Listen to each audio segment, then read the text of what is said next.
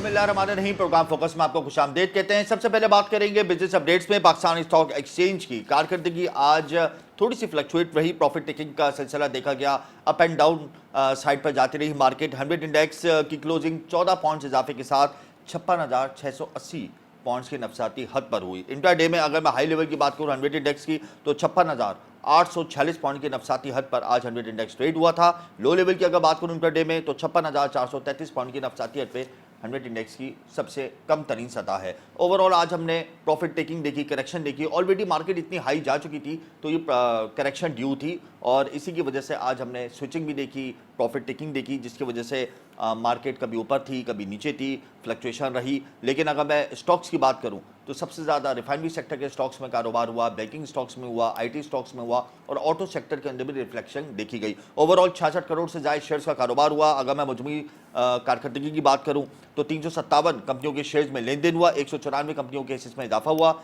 146 कंपनियों के हिस्से में कमी हुई। ओवरऑल कराची स्टॉक मार्केट बेहतर रही, अप एंड डाउन थी, डाउन साइड पे भी गई, अप साइड पे भी गई, लेकिन इख्तिताम ग्रीन जोन के साथ हुआ। इसके अलावा प्रोग्राम में हम बात करेंगे करेंसी मार्केट में डॉलर की पोजीशन की। तो आज भी डॉलर 27 पैसे महंगा हुआ, 288 रुपये 14 पैसे पे बंद हुआ। ओपन मार्केट में डॉलर 50 पैसे महंगा हुआ, 279 रुपये 50 पैसे की सतह पे पहुंच गया। ओपन मार्केट में डॉलर 16 अक्टूबर के बाद से लेकर अब तक तकरीबन 13 रुपये महंगा हो चुका है। ऑब्वियसली जब हमारे इन्फ्लोज नहीं होंगे डॉलर्स में, हमारे रिजर्व्स बढ़ेंगे नहीं, इंपोर्ट बिल की अदायगियों का एक दबाव रहेगा, तो इसके नेगेटिव इम्पैक्ट्स करेंसी पर आएंगे और इसी की वजह से हम देख रहे हैं कि करेंसी मार्केट में डॉलर की पोजीशन दिन ब दिन मजबूत हो रही है।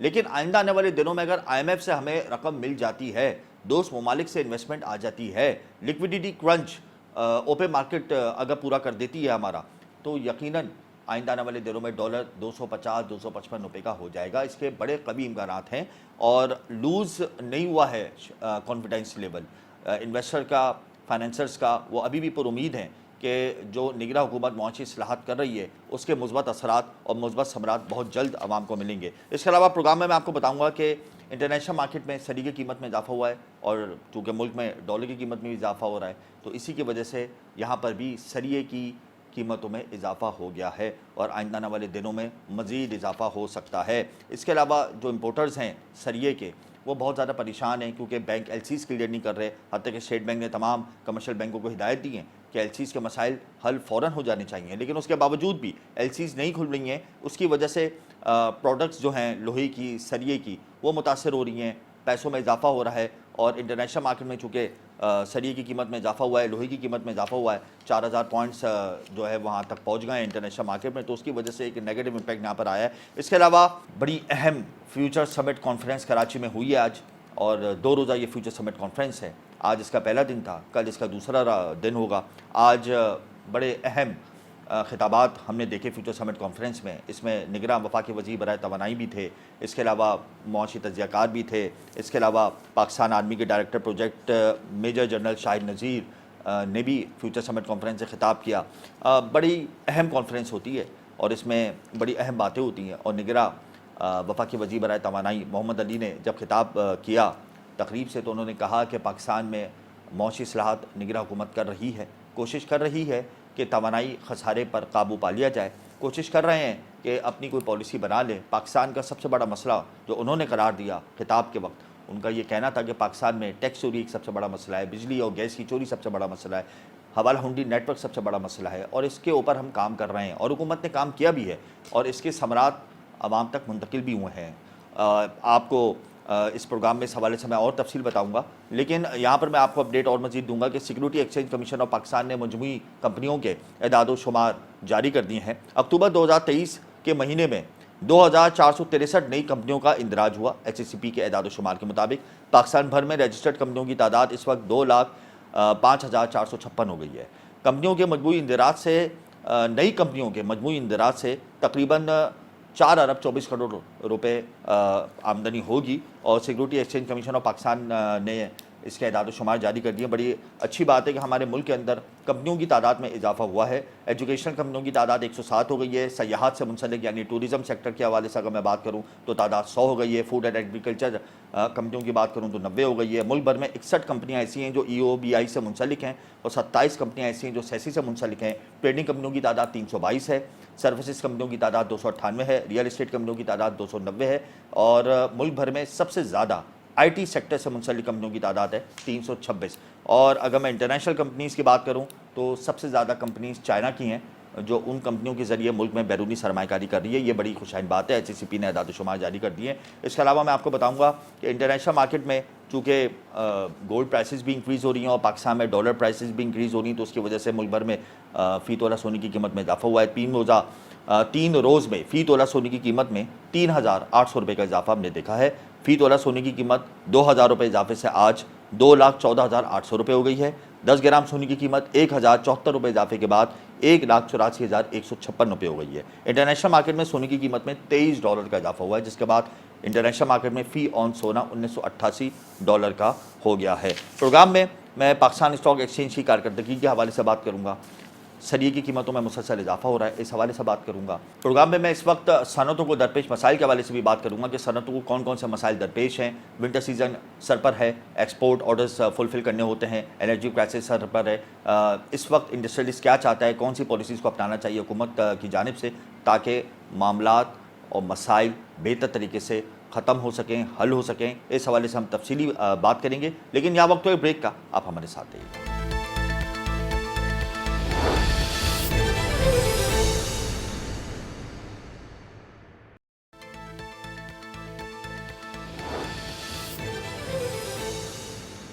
वेलकम है। पाकिस्तान स्टॉक एक्सचेंज में हमने गुज़िश्ता दिनों रिकॉर्ड तेजी देखी। 100 इंडेक्स अपने ही रिकॉर्ड तोड़ता हुआ नए रिकॉर्ड बनाने पर गामज़न रहा। इसी हवाले से प्रोग्राम में इस वक्त हमें ज्वाइन कर चुके हैं अहमद चुनाय, डायरेक्टर पाकिस्तान स्टॉक एक्सचेंज। बहुत शुक्रिया अहमद साहब। बेहतरीन कारकर्दगी दिखाई है स्टॉक मार्केट ने। क्या पाकिस्तान की मीशत के मुस्बत असरात स्टॉक मार्केट पर मुरतब होने लगे हैं? सरमायाकारों ने अरबों रुपए कमा लिए। स्टॉक्स की बेहतरीन परफॉर्मेंस से रही, लेन देन रिकॉर्ड सतह पर रहा, ट्रेड वॉल्यूम रिकॉर्ड सतह पर पहुंच गया। क्या कहते हैं आप इस हवाले से?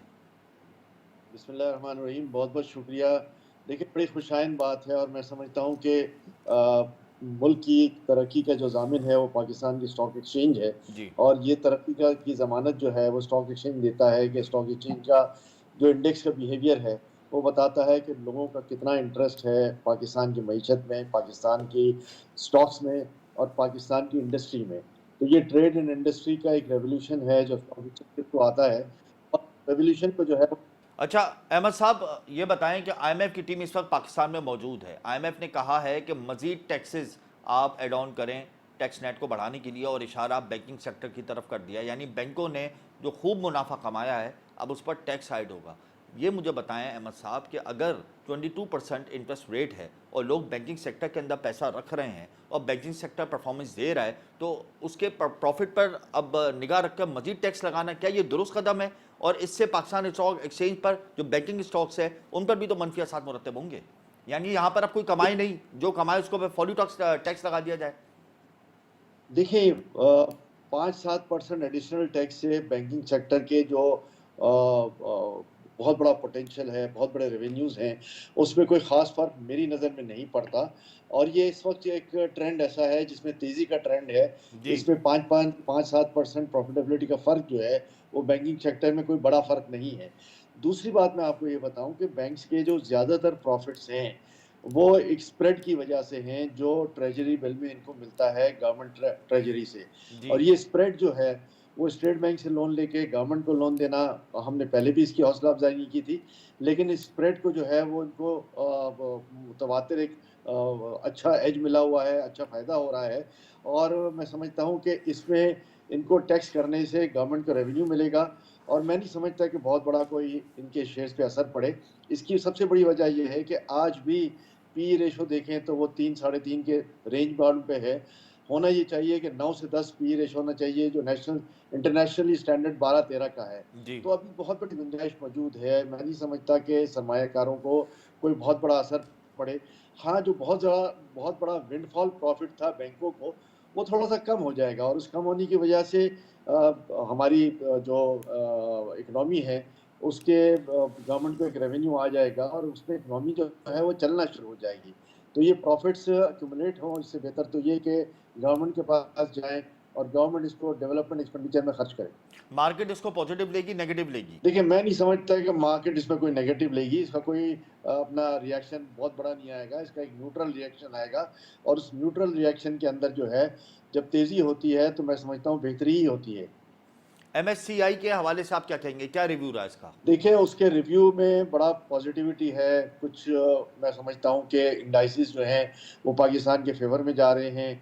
इतना अच्छा इतनी इतनी अच्छी परफ़ॉर्मेंस के बाद एमएससीआई इंडेक्स जो है, वो फिर पाकिस्तान को अपने फ्लैग में लेने को सोच रहा है, अपनी बास्केट में लेने को सोच रहा है और ये एक बहुत बड़ा मैं समझता हूँ पॉज़िटिव इफ़ेक्ट है।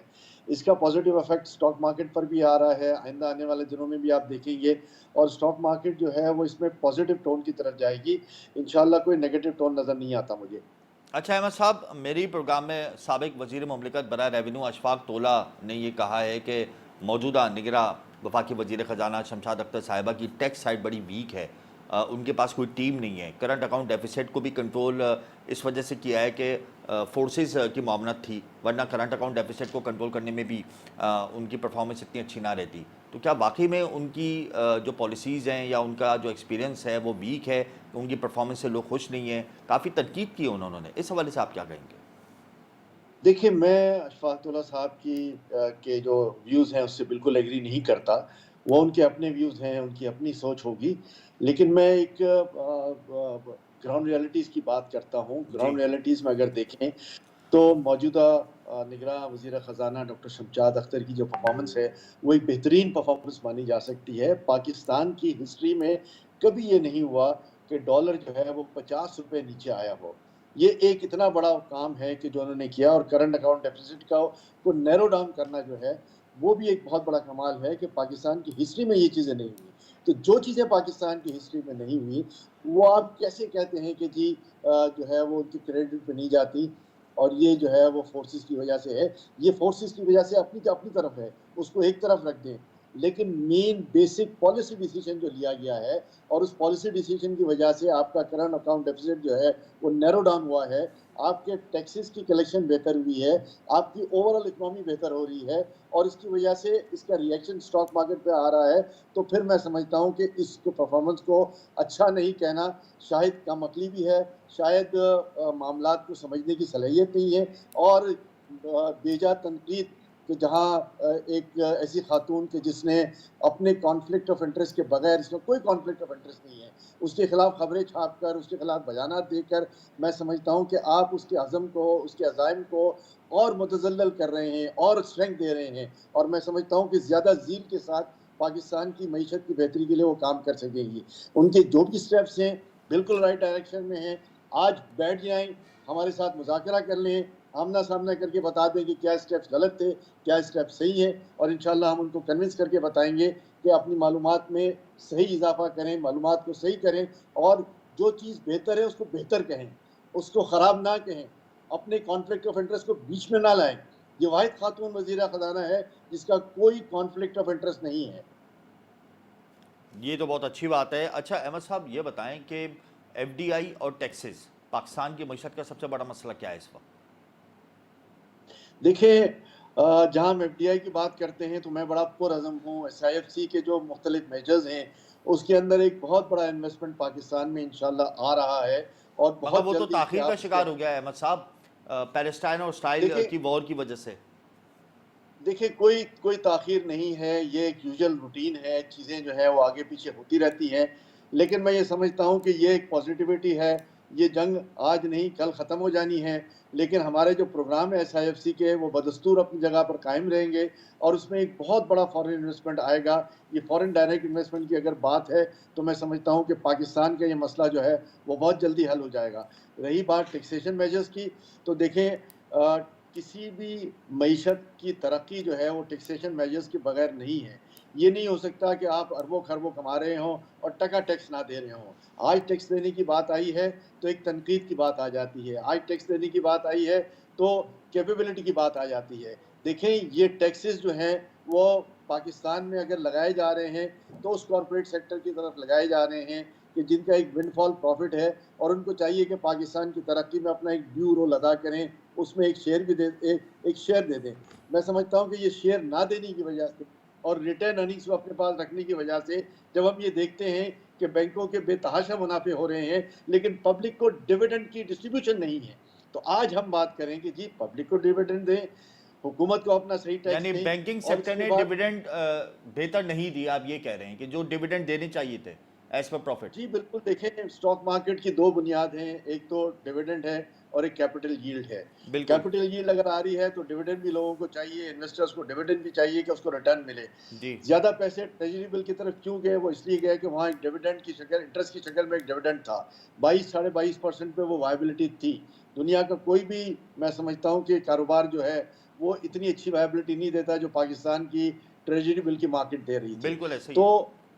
उसके साथ फिर स्टॉक मार्केट का बढ़ना, स्टॉक मार्केट में लोगों का इंटरेस्ट लेना, एक मैसिव टर्नओवर होना, इस बात की गम्माज़ी कर रहा है कि वहाँ भी एक बहुत बड़ा इंटरेस्ट है, वहाँ भी एक बहुत बड़ी स्पेस मौजूद है और लोग वहाँ भी इन्वेस्टमेंट के लिए जाएंगे। आईपीओस के हवाले से क्या कहेंगे? अब तो मार्केट बेहतर हो गई है, बल्कि रिकॉर्ड स्तर पे परफॉर्मेंस दे रही है, तो आईपीओस आएंगे मार्केट में? क्योंकि एससीसीपी ने भी आईपीओ की रजिस्ट्रेशन के लिए काफ़ी सहूलत दे दी है, तो मुस्तकबिल करीब में उम्मीद है नए आईपीओस आने की? देखें, बिल्कुल इंशाल्लाह आएँगे, काफ़ी लोग इंटरेस्टेड हैं और आईपीओ में इन्वेस्टर्स को जो है, वो बगैर इंटरेस्ट के जो है वो एक मैं समझता हूँ कि रनिंग फाइनेंस मिलता है और इस रनिंग फाइनेंस को अवेल करने के लिए स्टॉक मार्केट से बेहतर कोई ऑप्शन मौजूद नहीं है। आज लोगों को चाहिए कि अपने बिज़नेस की तरक्की के लिए, अपने पास अपने कारोबार की बेहतरी के लिए, मईशत की बेहतरी के लिए आएँ, फौरी तौर पे आईपीओज़ करवाएँ। ये इस वक़्त आईपीओज़ जो हैं वो अच्छी तरीके से मैं समझता हूँ परफॉर्म कर सकते हैं। जब मार्केट बढ़ रही हो, जब मार्केट में वाइब्रेंसी हो, तो लोग जो है वो इन्वेस्टमेंट करते हैं। इनके सारे आईपीओज़ जो हैं वो हाथों-हाथ लिए जाएँगे और मुल्क में एक मैं समझता हूँ माशी तरक्की की राह भी खुल जाएगी। अच्छा, हमने देखा है कुछ कंपनीज बायबैक कर रही हैं, तो इस मार्केट में बायबैक की सिचुएशन क्यों पैदा हो गई? मार्केट तो बड़ी अच्छी है। देखिए, बायबैक मैं समझता हूँ कि ये भी एक पॉज़िटिविटी की निशानी है कि कंपनी के पास इतने रिज़र्व्स हो गए हैं। ये समझते हैं कि ये शेयर जो ₹10 का है, ये ₹200 का हो जाएगा। तो आज बेहतर है कि बाय आउट कर लें और उसके बाद जो है वो जो ₹200 वाला मुनाफ़ा है वो जेब में डालें। तो ये एक स्ट्रैटेजीज़ होती हैं और स्ट्रैटेजीज़ जब होती हैं, जब मार्केट लोगों को बेहतर नज़र आती है। आप देखें कि तमाम वो शेयर्स बायबैक हो रहे हैं कि जहाँ पर वैल्यूएशन बहुत बढ़ गई है, आया वो बैलेंस शीट की वैल्यूएशन बढ़ गई है, आया उनकी जो कैपिटल एसेट्स हैं उनकी वैल्यूएशन बढ़ गई है। अच्छा अहमद साहब, आखिर में ये बता दें कि आज हमने ट्रेडिंग के दौरान प्रॉफिट टेकिंग देखी, करेक्शन देखी, अप एंड डाउन रहा 100 इंडेक्स का लेवल। आइंदा आने वाले दिनों में 100 इंडेक्स को कहाँ ट्रेड होता हुआ देख रहे हैं? देखिए, जब मार्केट 40,000 से 56,000-57,000 पॉइंट पे पहुँच जाए और ये एक बहुत बड़ा पैराडाइम शिफ्ट हो जाए, तो लोगों को ये भी डर रहता है कि जी कहीं मार्केट खुदा ना खास्ता बहुत ज़्यादा गिर ना जाए। इस स्टेज पे प्रॉफिट टेकिंग कर लें और फिर दोबारा मार्केट में एंटर हो जाएँ, तो ये एक यूजुअल रूटीन है इन्वेस्टर्स का। बहुत बहुत शुक्रिया अहमद साहब, आपने अपना कीमती वक्त हमें दिया। इसमें कोई दो राय नहीं कि पाकिस्तान स्टॉक एक्सचेंज की परफॉर्मेंस आउट क्लास रही और इसकी बुनियादी वजूहात हमारे जो फाइनेंशियल इंडिकेटर्स हैं, हमारे इकनॉमिक इंडिकेटर्स हैं, उनका बेहतर होना है। फिर जाहिर सी बात है IMF की टीम पाकिस्तान में है और फिर रिव्यू आखिरी मराहल में दाखिल हो चुका है और IMF ने हमें ग्रीन सिग्नल दे दिया है और हमारे दिए हुए तमाम प्लान्स को अप्रूव कर लिया है। मज़ीद टैक्सेस को बढ़ाने का कहा ज़रूर है IMF ने और हम इस पर अमल करेंगे। तो ये तमाम अवामिल हैं जिसकी वजह से पाकिस्तान स्टॉक एक्सचेंज ने आउट क्लास परफॉर्मेंस दी। फिर जो रिजल्ट्स आए कंपनीज़ के वो भी बड़े आउट क्लास थे, जिसकी वजह से अरबों रुपए का फ़ायदा हुआ। अगले सेगमेंट में मैं आपको सरिये की कीमतों के हवाले से बताऊंगा कि मुल्क भर में सरिये की कीमतों में दोबारा से इजाफे का सिलसिला शुरू हो चुका है। डॉलर की कीमत में इजाफा हो रहा है। इंटरनेशनल मार्केट में भी लोहे और सरिये की कीमतों में इजाफा हुआ है, जिसके नेगेटिव इम्पैक्ट्स पाकिस्तान की लोकल मार्केट पर पड़ने शुरू हो गए हैं। इसके अलावा LCs के जो मसाइल हैं उनकी वजह से भी खाम माल की दस्तयाबी में मुश्किलात का सामना है। इसी हवाले से हम तफसीली बात करेंगे, लेकिन यहाँ वक्त हुआ एक ब्रेक का। आप हमारे साथ रहिएगा।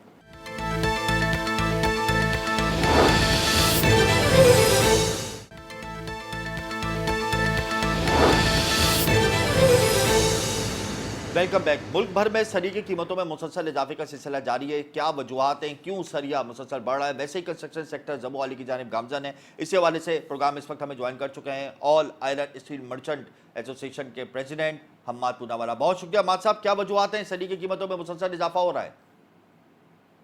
अस्सलाम वालेकुम हमजा भाई, कैसे हैं? खैरियत से? जी अल्लाह। देखिए अपना सबसे जो इम्पोर्टेंट फैक्टर इस वक़्त आ रहा है, जो प्राइसेज़ में जो फ़र्क नज़र आ रहा है, जो इंक्रीज़ नज़र आ रहे हैं, जो हम प्रेडिक्शन दे रहे हैं, वो इंटरनेशनल मार्केट का एक ह्यूज डिफरेंस है और मार्केट जो है वो 4000 पॉइंट से तजावज़ कर गई है। और उसके अलावा जो है डॉलर्स की कीमत आपको पता है कि डॉलर डे बाय डे जो है बढ़ते जा रहे हैं। बैंक्स जो है वो डॉक्यूमेंट्स दस्तावेज़ जो है वो फराहम करने में इस वक़्त जो है वो नाकाम है और अगर डॉक्यूमेंट्स मिल रहे हैं, हमारे रिलीज़ हो रहे हैं, तो वो जो मार्केट का रेट है, इंटरबैंक का रेट है, उससे 3 से 4 रुपए ऊपर में जो है हमें जो है डॉक्यूमेंट्स हमारे क्लियर करवाने पड़ रहे हैं।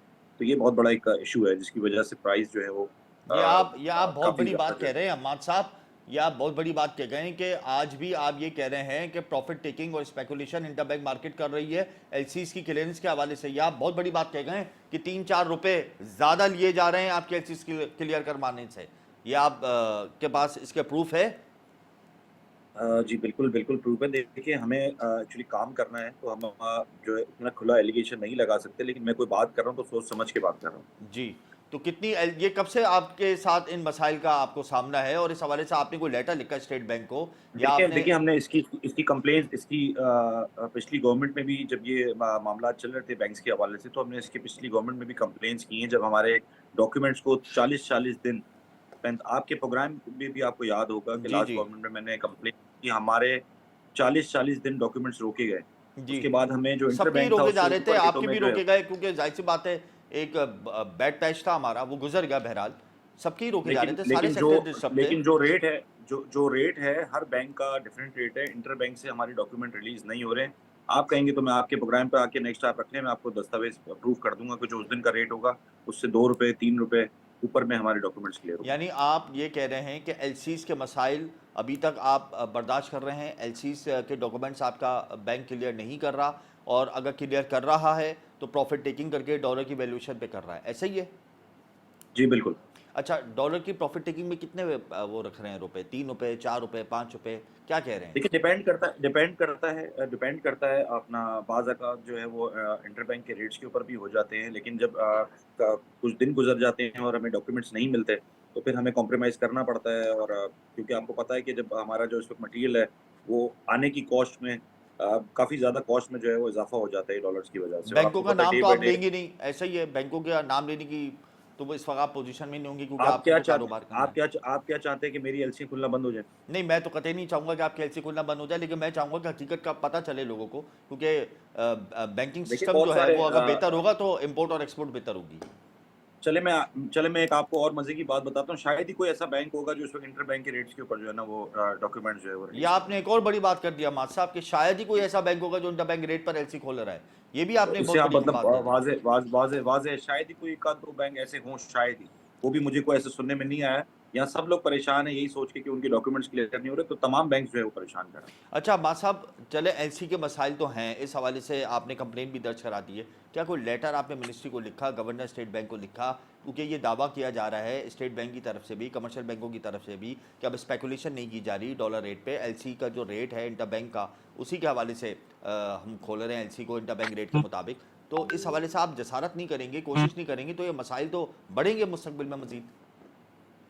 सर ये हम तो इसकी मुख्तलिफ वक़्तों में कंप्लेन करते रहे लेकिन हमें कोई रिस्पॉन्स नहीं मिला। हमने रिसेंट कंप्लेन कब किया आपने? Recent complain? देखिए रिसेंट इशू अब से शुरू हुआ है। जी। ये जो इशू आ गया है ये 1 हफ्ते से बहुत ज़्यादा इशू जो है वो प्रॉब्लम हो गया है अच्छा। और 1 हफ्ते से एलसीज़ के अंदर भी दुश्वारियाँ हो रही हैं। काफ़ी ज़्यादा इश्यूज़ जो है वो 1 हफ्ते से बढ़ गए हैं। जिसको लेके हमने प्रेडिक्शन की है कि इंटरनेशनल मार्केट भी बढ़ गई है काफ़ी ज़्यादा। रिकॉर्ड हद तक बढ़ चुकी है। पिछले साल 1 साल के अंदर ये सबसे ज़्यादा जो है वो स्क्रीन जो है यहाँ तक आई है वरना 4000 पॉइंट को टच नहीं की पूरे 1 साल में। 4,000 पॉइंट पे इस वक्त इंटरनेशनल मार्केट पहुंच गई है, मुल्क में डॉलर भी बढ़ रहा है, तो जी। सरी की कीमतों को कहाँ देख रहे हैं मुस्तकबिल में? देखिए सरिया भी क्योंकि उसके लिए खाम माल इम्पोर्ट करना पड़ता है उसमें भी इज़ाफ़ा हुआ है।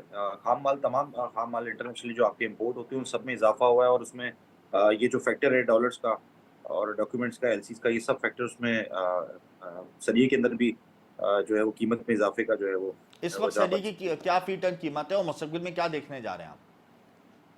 देखिए कीमतें बीच में जो है आपको पता है कि मार्केटें प्रेशर में आ गई थी और डॉलर्स नीचे होना शुरू हो गए थे और ₹250 की जो र्यूमर्स थी प्रेशर किसके और प्रेशर में आके कीमत कम की थी? आप क्या कह रहे हैं, प्रेशर में आ गई सर थी? ये जो लोगों ने जो अपनी चैनल्स पे आकर और जो अपनी प्रेडिक्शंस की थी $250 की गवर्नमेंट की तरफ से, निगरान गवर्नमेंट की तरफ से 250 की जो प्रेडिक्शंस थी, जी। जिसकी वजह से लोग काफ़ी प्रेशर में आ गए थे और लोगों ने भारी नुकसान किया, डर के अपना मटेरियल भी सेल किया और वहीं आके खड़े हुए हैं दोबारा लोग तो से। अभी भी यही कह रहे हैं कि डॉलर आइंदा आने वाले दिनों में 250 या 255 का हो जाएगा, क्योंकि आईएमएफ का रिव्यू कंप्लीट हो गया। अगर आईएमएफ से हमें पैसे मिल जाते हैं, एफडीआई आ जाता है, तो आइंदा आने वाले दिनों में हम रुपए की पोजीशन को मजीद मजबूत करके डॉलर को नीचे ले आएंगे। तो लोग देखिए अच्छा क्यों है नुकसान में आ रहे हैं, खसारे में आ रहे हैं? तो अच्छी बात है, खुशाइन बात है ये तो। देखिए खसारे में जो इम्पोर्टर होता है, जो स्टॉकिस्ट होता है, वो अपना मटेरियल मंगाता है। मेरा आज मटेरियल आया और मैं ₹288 में या ₹90 में अपने डॉक्यूमेंट रिलीज़ कराता हूँ और कल ₹250 हो जाएगा, तो हमें ₹40 का नुकसान है ना। हम आज आता है और माल आज तो नहीं बेचते। अच्छा अम्माद साहब, ये बताएं कि तो सरिये की कीमत को मुस्तकबिल में कहाँ देखते हैं?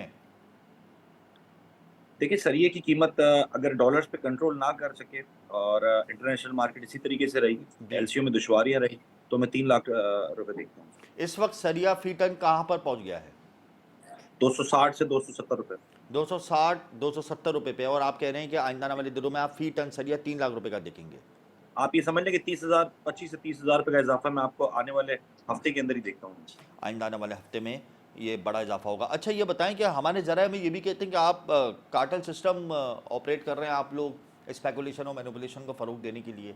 क्यों? कार्टेलाइजेशन तो पाकिस्तान की मईशत को बहुत नुकसान पहुंचाती है। ये फार्मूला क्यों अपना लिया आप देख लोगों ने?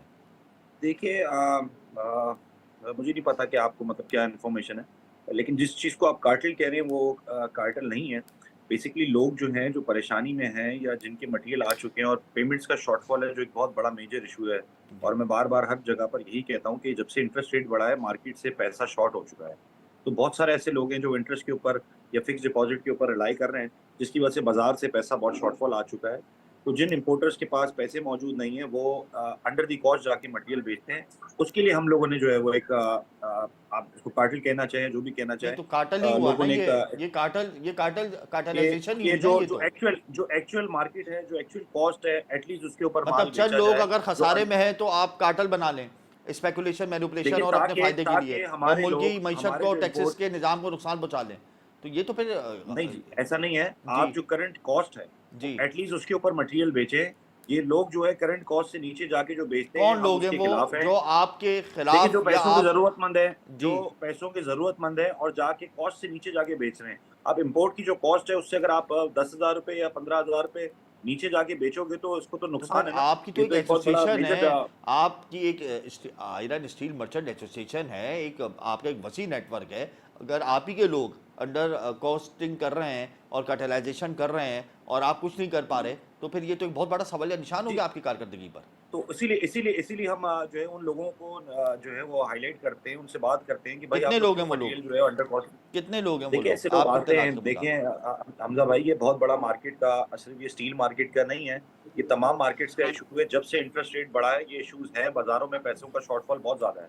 आप किसी भी बैंकर से जाके पूछे, तो आप पूछे उनकी डिपॉजिट्स की क्या पोजीशन है। वहाँ नॉर्मली जो करंट अकाउंट्स थे, अब ज्यादातर लोग फिक्स अकाउंट पे आ गए हैं। ऑब्वियसली जब 22% इंटरेस्ट रेट होगा तो आप भी, मैं भी, हर कोई बैंक भी पैसा रखेगा ना, और उससे सर मैं प्रॉफिट दावे टेकिंग से करेगा। कहता हूँ, आप हमारी जगह पे बैठें, आप इंपोर्ट करें, आप इतना इनकम नहीं कर सकते जो आपको फिक्स डिपॉजिट में मिल रहा है। तो लोग कारोबार से हट के इस पे आ गए। उसके शॉर्टफॉल की यानी वजह आप से ये कह हमारे रहे हैं कि लोगों अगर को, कारोबार नहीं इम्पोर्टर्स को होगा भारी तो हम नुकसान हो रहा कार्टेल है। सिस्टम को अपना लेंगे। एट द एंड तो देखिए यही कार्टेल उसका सिस्टम कंक्लूजन जिसको आप निकलता कह है। रहे हैं, जिसको आप कार्टेल सिस्टम कह रहे हैं, वो बेसिकली कार्टेल सिस्टम नहीं है। हम अपने वो लोग जो नुकसान और खसारे में जा रहे हैं, जो कॉस्ट से नीचे माल बेच रहे हैं। जो हम ये आपने नहीं मुझे कह रहे कि इस्तेलाह हम बहुत समझाई है वो तो नाजायज। कार्टेल सिस्टम की इस्तेलाह है मेरे देखिए नजदीक। देखिए जो नाजायज नफा रखेगा, जो नाजायज नफा नफा रखेगा और उसमें कार्टेल बनाएगा, उसको मैं भी गलत मानता हूँ।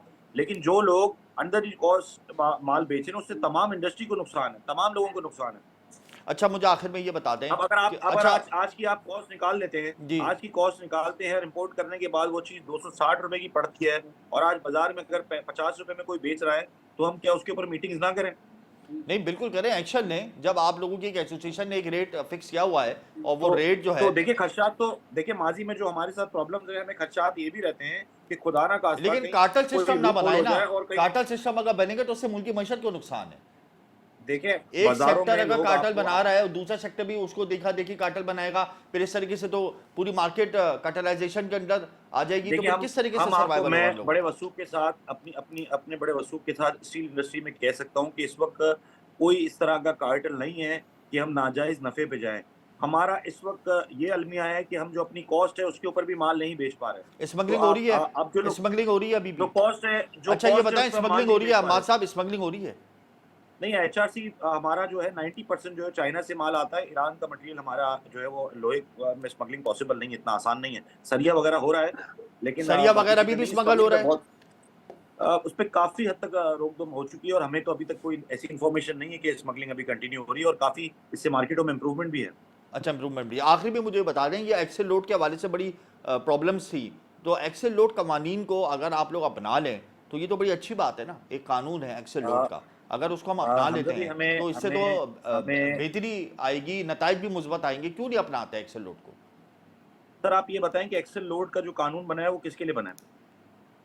आप सबके लिए बनाए, हमारे लिए भी बनाए, इसके नहीं, असरात तो हम सब पर आएंगे ना। मतलब हम किस चीज की प्रिकॉशन के लिए बनाते हैं? एक्सेल लोड का कानून जो है ऑब्वियसली हमें रोड सेफ्टी के अपने लिए बनाते हाईवेज हैं, को। एक्सीडेंट ना हो उसके लिए बनाते हैं, देखिए, फिर बेसिकली व्हीकल्स की बेसिकली ये जो इम्प्रूवमेंट के लिए नोटिफिकेशन है बनाते ये हैं। हाईवे के लिए है। बिल्कुल। ये नोटिफिकेशन हाईवेज के लिए है। आप पोर्ट में जो है वो एक्सेल वेट इम्प्लीमेंट करवाते हैं और जो है बाहर आपके मोटरवेज के ऊपर, आपके हाईवेज के ऊपर जो है वो एक्सेल वेट का इम्प्लीमेंट नहीं कराते। जो लोग पोर्ट के ऊपर से माल ला के कटर तक पहुंचाना चाहते हैं, अपने गोदाम पे पहुंचाना चाहते हैं, उनके लिए तमाम मसाइल हैं। जी। और जो लोग कराची से बाहर लेके जाते हैं, इंटीरियर लेके जाते हैं, पंजाब लेके जाते हैं, उनको उनके लिए एक्सेल वेट नहीं। अगर ऐसा है एक्सेल वेट तो सबके लिए होना चाहिए। तो पे देखिए, कानून एक्सेल वेट नाफिज करने पोर्ट के वाले ऊपर इदारों बड़ी को दुश्वारी। और मुतल्लिका अफसरान को आपने हम्म, तवज्जो दिलाई इस मैटर पे, इस मामले पर? जी, बिल्कुल बिल्कुल। देखें, ये जो पोर्ट के ऊपर जो एक्सेल वेट का कानून अगर नाफिज करते हैं तो इससे बड़ी दुश्वारियां होती हैं। और क्योंकि हमारा मटेरियल जो है वो उसका एक कॉइल का वेट जो है वो 25,000 जो है वो केजी का वेट होता है। वो पॉसिबिलिटी नहीं है उस वेट को जो है वो कैरी लेकिन करके आप जो इस है वो बात काम को तो करना। मानते हैं ना कि ट्रांसपोर्टर ज्यादती करता है रोड सेफ्टी को लेकर और खुद व्हीकल्स को लेकर भी, क्योंकि एक गाड़ी की कैपेसिटी जितनी है वो उससे ज़्यादा वजन अगर डाल देगा गाड़ी पर और वो देखिए, चलाएगा रोड पर तो उससे तो नुकसानात होंगे। ये जो भी इम्प्लीमेंट है, मेरा मानना ये है कि हाईवे के ऊपर इसके ऊपर निगोशिएट किया जाए, बैठा जाए। हर सेक्टर की अलग डोमेन होती है। पता नहीं कब ये हमारे लोग समझेंगे। ये जो बंद कमरों में नोटिफिकेशन निकालते हैं कि हर डोमेन, हर हर बिजनेस की, हर सेक्टर की अलग डोमेन होती है। लोहा एक अलग चीज़ है, दूसरी चीज़ें अलग हैं। तो आप उसको पता है कि लोहे में एक हजूम होता है, वेट होता है। उसमें पॉसिबिलिटी नहीं है कि आप 20 टन या 25 टन को उठा के ले जा सकें। वो उसकी कॉस्ट ही इतनी बढ़ जाएगी। यानी अगर आप आप कह कहते रहे हैं हैं कि कि मैं एक्सेल आज लोड हाईवे पे। कवानीन जो है वो हर जगह पे अप्लाई होना चाहिए। आपका बहुत शुक्रिया हमाद पूनावाला, आपने अपना कीमती वक्त हमें दिया। प्रोग्राम के आखिरी सेगमेंट में मैं आपको बताऊंगा कि इंडस्ट्री का सर्वाइवल कैसे मुमकिन होगा, पाकिस्तान में क्या क्या चैलेंजेस है और हुकूमत को जंगी बुनियादों पर कौन कौन सी पॉलिसीज़ को अपनाना चाहिए। यहाँ वक्त ब्रेक का, हमारे साथ रहिएगा।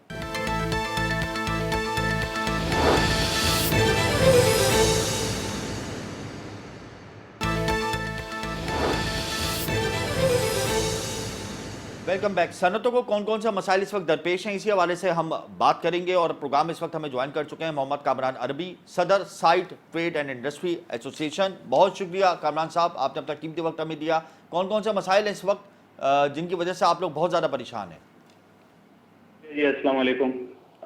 कौन कौन से मसाइल हैं? मसाइल के इंट्रोडक्शन के लिए जो है थोड़ा सा हमें पीछे जाना पड़ेगा जी। कि अगर आप 8-10 महीने पीछे जाएं, जनवरी 2023 की अगर हम बात करते हैं तो उस वक्त के इलेक्ट्रिक के जो टैरिफ था एक्सपोर्ट ओरिएंटेड सेक्टर का, एक्सपोर्ट ओरिएंटेड सेक्टर में इसलिए कह रहा हूँ कि पाकिस्तान की इकोनॉमी का दारोमदार जो है वो सारे का सारा बरामदी ज़र मुबावजा पे है, यानी एक्सपोर्ट अर्निंग से। जितना डॉलर आएंगे उतने हमारे लिए सुकून रहेगा इंपोर्ट में भी। जी। तो अब इसमें उस वक्त जो है एक्सपोर्ट ओरिएंटेड सेक्टर को एक टैरिफ दिया गया था के इलेक्ट्रिक का, जो कराची में के इलेक्ट्रिक और वैसे पूरे मुल्क में जो एक्सपोर्ट ओरिएंटेड टैरिफ था इलेक्ट्रिसिटी का, अगर आपको याद हो तो 19 रुपए 99 पैसे था जी, जो सबसे ज़्यादा था दीगर ममालिक की कीमत, खित्ते में भी सबसे ज़्यादा था। काफी ज्यादा था, बट वो एक्सेप्टेबल था, ठीक है, चल रहा था काम। जो जनवरी 2023 में हमारे साथ क्या हुआ कि एक तरफ से ये टैरिफ इन्होंने यूनिलैटरली विड्रॉ कर लिया अचानक, without any discussion, without any notice, और दूसरी तरफ इन्होंने जो है ना ऐसे सुई के गैस के भी रेट्स थोड़े से इंक्रीज कर दिए। अब वो जो टैरिफ इन्होंने कैप हटाया उस पे से, तो उस वक्त जो 20 रुपए समझ लें, हम 19.99 को 20 रुपए राउंड फिगर कर लें, 20 रुपए से लेके अब आज कराची की अगर मैं बात करता हूँ, साइट एरिया में जो सनतें हैं उनको 55 रुपए और 56 रुपए यूनिट की इलेक्ट्रिसिटी पड़ रही है, यानी डबल से ज्यादा की कॉस्ट, ऑलमोस्ट 3 गुना की कॉस्ट उनकी इलेक्ट्रिसिटी की हो गई है। बिल्कुल same connection, same production, same machinery, same location, लेकिन 10 महीने में ये इम्पैक्ट आया है। अच्छा, इसी तरह जो गैस पे रेट बढ़े थे गैस पे जो रेट बढ़े थे वो अब उन्होंने पिछले इस महीने से दोबारा बढ़ा दिए हैं और वो भी डबल कर दिए हैं। तो अगर हम ये डेटा को जनवरी से अभी तक का देखें ना, तो सिर्फ के इलेक्ट्रिक की जो डिस्ट्रीब्यूशन ट्रांसमिशन है उसमें ऑलमोस्ट 10% की रिडक्शन हुई है कंजम्पशन। यानी सबसे बड़े मसाइल इस वक्त सनतों को बिजली और गैस की कीमतों का है और उनकी तरसील का भी सबसे बड़ा मसला है। फिगर के साथ है, एनर्जी क्राइसिस भी है और एनर्जी टैरिफ भी है, ये दोनों बड़े अहम इश्यूज हैं। अच्छा, इससे इम्पैक्ट क्या पड़ा हमें? जुलाई से सितंबर 2023 जो पहला क्वार्टर है आपके इस करंट फिस्कल ईयर का, आपकी एक्सपोर्ट्स जो हैं तकरीबन 4% डाउन है जी, ऑलमोस्ट 4%। इसका 4% का मतलब ये हुआ कि अगर आप इसको क्वांटिफाई करें तो तकरीबन 280 मिलियन यूएस डॉलर ऑलमोस्ट आपका शॉर्ट एक्सपोर्ट हुई है पिछले साल के मुकाबले में, इसी पीरियड के। अब जाहिर सी बात है ये इम्पैक्ट कहीं ना कहीं से तो आना है, जिसमें सबसे बड़ा किरदार जो है हमारे ख्याल से वो गैस और इलेक्ट्रिसिटी के टैरिफ का है। अब जाहिर सी बात है, जब कोई एक्सपोर्ट ओरिएंटेड इंडस्ट्री होती है, उसने इंटरनेशनल मार्केट में कम्पीट करना है, तो उसका कंपटीशन दुनिया के सारे ममालिक से। अब लेकिन कामरान साहब, हम तो इस वक्त IMF के प्लान में है और हमने IMF की हर बात को मानना है, तभी हमें रकम मिलेगी। और IMF की बात मानते हुए हमने बिजली की कीमतों में इजाफा किया, गैस की कीमतों में इजाफा किया। ये तो इजाफे होने थे, इसका तो सबको मालूम था।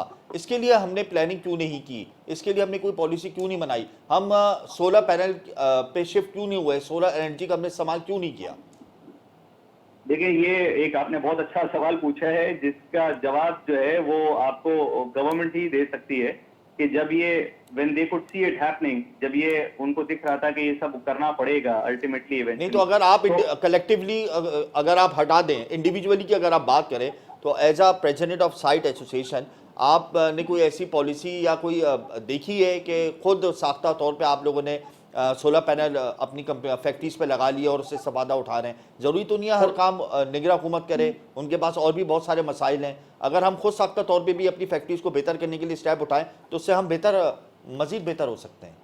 बिल्कुल, आपने, आई एम सो ग्लैड, बहुत अच्छा हुआ कि आपने ये सवाल मुझसे किया। इसका जवाब थोड़ा सा तवील है माजरत के साथ, पहले लेकिन प्रोग्राम का वक्त बहुत कम रह गया है, आप मुख्तसर मुझे बता दें। मैं बिल्कुल मुख्तसर करके बताता हूँ। देखिए जी, कोई भी चीज जो है ना वो बगैर पैसे के हो नहीं सकती जी। सीधी सी बात है, अगर हमने इन्वेस्टमेंट करनी है अपने इंडस्ट्रीज में, अपने आप को अपग्रेड करना है, तो उसके लिए हमें पैसे दरकार है।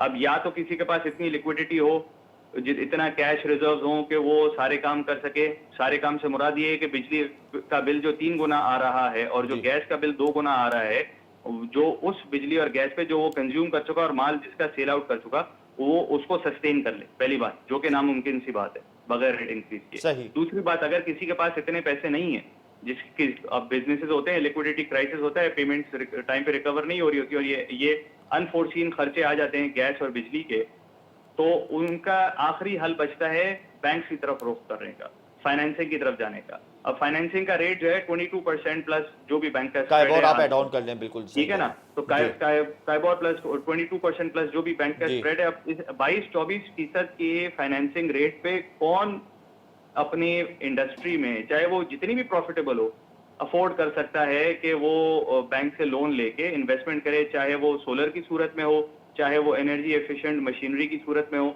या चाहे वो अपनी इंडस्ट्री को सस्टेन। क्योंकि अभी बात ये हो रही है, मैं आपको आज की मिसाल देता हूँ। आज हम साइट एसोसिएशन ऑफ इंडस्ट्री में हमारी मीटिंग थी, तो हमारे पास कुछ मेंबर्स आए हुए थे, रिप्रेजेंटेटिव्स अपने इलाके के। दे काउंटेड 70 या 71 यूनिट्स उन्होंने हमें ऐसे गिनाए आज की तारीख में, पूरी लिस्ट उन्होंने दी 70 या 71 यूनिट्स की, जो बंद होने के दहाने पे खड़े हुए हैं। बोला सर, ये अगर बिजली के निर्खों में कुछ कमी नहीं हुई, कुछ हमें विंटर के इंक्रीमेंटल कंजम्पशन यूनिट्स में कोई बेनिफिट नहीं मिला, तो हम मजबूर हो जाएंगे अगले हफ्ते से या 10 दिन में अपनी इंडस्ट्रीज को बंद करने पे, क्योंकि हमारे जो है वारे नहीं खाता। अलार्मिंग कई industrial सिचुएशन area जो है, है वाकई में अलार्मिंग सिचुएशन है सनतों के लिए। बहुत शुक्रिया मोहम्मद कामरान साहब, आपने अपना कीमती वक्त हमें दिया। इसमें कोई दो राय नहीं कि सनतों के लिए इस वक्त अलार्मिंग सिचुएशन है, क्योंकि एनर्जी टैरिफ में एक तो इजाफा, रिकॉर्ड इजाफा, उसके बाद फिर एनर्जी क्राइसिस, ये दोनों पॉइंट्स ऐसे हैं जो हमारे इंडस्ट्रियल सेक्टर को डैमेज कर रहे हैं बड़ी तेज़ी से। और आज फ्यूचर समिट कॉन्फ्रेंस में निगरान वफाकी वज़ीर बराए तवानाई मोहम्मद अली ने भी इस बात की बात कही है कि हम लोग मौची इस्लाहात कर रहे हैं, तवानाई के खसारे को काबू पाने के लिए इक़दाम उठा रहे हैं, तवानाई के लिए हम बेहतर एक हिकमत अमली मुरतब कर रहे हैं ताकि तवानाई सेक्टर को हम दोबारा से अपने पाँवों पर खड़ा कर सकें। ये एक वाकई में पाकिस्तान का सबसे बड़ा मसला है, पावर सेक्टर का जो डेफिसिट है। इसमें कोई दो राय नहीं कि इस हवाले से हम लोग काम कर रहे हैं, निगरान हुकूमत काम कर रही है। और इंडस्ट्रियलिस्ट वैसे ही इस वक्त बहुत ज़्यादा परेशान है, क्योंकि टैरिफ में इजाफा, फिर एनर्जी क्राइसिस, फिर एक्सपोर्ट ऑर्डर्स में कमी, फिर डॉलर की पैरिटी अप एंड डाउन, ये तमाम अवामिल हैं जिसकी वजह से इंडस्ट्रियल सेक्टर काफ़ी मुतासिर हुआ है। इसमें कोई दो राय नहीं कि हुकूमत जो है वो अगर पॉलिसी बनाती है तो इससे हमारी इंडस्ट्रीज़ का सर्वाइवल बेहतर हो सकेगा मुस्तक़बिल में। मुझे और मेरी टीम को इजाज़त दीजिए, यहाँ प्रोग्राम का वक्त ख़त्म होता है। अल्लाह हाफ़िज़।